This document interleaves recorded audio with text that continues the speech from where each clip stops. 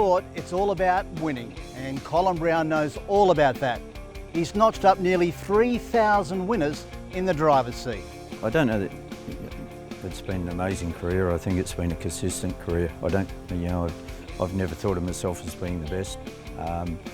Just somebody who gets out there and does their best, and I think that's more important.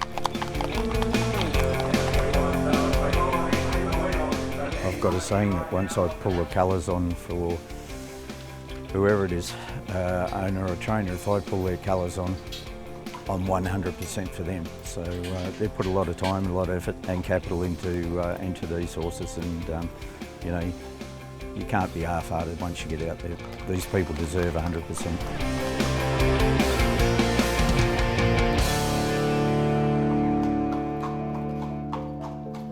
The Brown name has become synonymous with harness racing in WA. Now daughter Maddison is taking the reins of this trotting dynasty. I thoroughly enjoy it, but I do see it with Maddie and my other two girls in their disciplines as well. So yeah, it's great to see. I get my enjoyment now more out of seeing my kids, how they respond to the industry.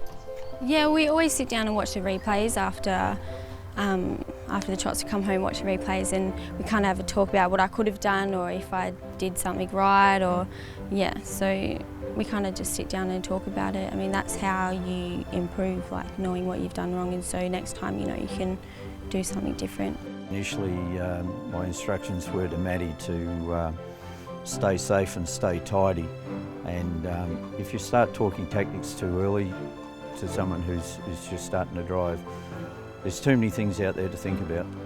You don't need to clog up the brain with tactical instructions. So Maddie's found her own way with that, and she's gone to the outers, and she's driven the lesser horses and had to find her own way.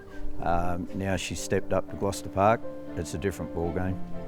It's like going from waffle to AFL. So everything happens a lot quicker. It's a lot tighter, and the horses in general are a lot more equal in ability. So you really got to be on your mettle. You can't let an opportunity go by, and we're at that stage now where we have to ramp up the tactics, and we have to do a little bit more form. So yeah, we're looking forward to sitting down and doing that together. People were like, "Oh, I know your dad," like at school. We were like, "You don't know him, but they're like, yeah, like Gloucester Park, like Colin Brown." Like he was like, "Oh, he's just dad, Well, I know he's going to look after me out there.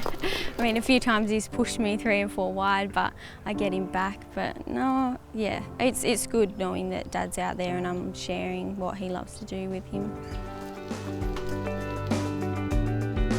So what does the future hold for this dynamic duo? Yeah, certainly now I'm 56 years of age. I hate to say the word retirement, but we're getting closer. So it's a figure that I'd like to achieve before I do actually retire. If I retire earlier than people think, it may just be that I start to train and drive my own, but yeah, certainly that 3,000 figure I have been looking at. It's so good. It's the best feeling, especially when you win a race, and like when I won my first Friday night drive on one of Dad's horses. It was a sit and steer. I did get it to the front, but then I had to rate him pretty good, and Dad spoiled me a little bit by giving me that drive, but it was the best feeling, makes it all worthwhile. The highlights are winning races for people who don't win that often. I really, as I said before, I get a buzz out of watching people win and enjoy the moment. Oh, very proud. I mean, he's like, even before I was born, he's toughest times, and from he's made this property into what it is today, and what he's achieved is purely done it off of his back. So yeah, I'm very proud of my dad.